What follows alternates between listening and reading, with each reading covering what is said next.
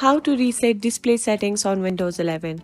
Hello everyone, welcome back to our channel. In today's video tutorial, I'll show you how to reset your display settings to default on your Windows 11 PC or laptop. It's quick and easy, so let's get started.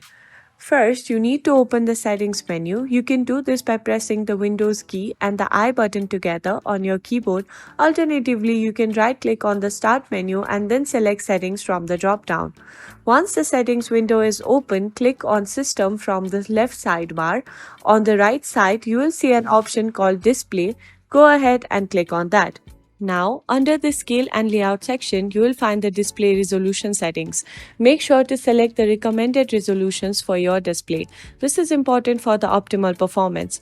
After selecting the recommended resolution, ensure that scaling is also set to the recommended option. This will reset your display settings to their default values. And make sure that your display is set to the landscape mode instead of portrait option.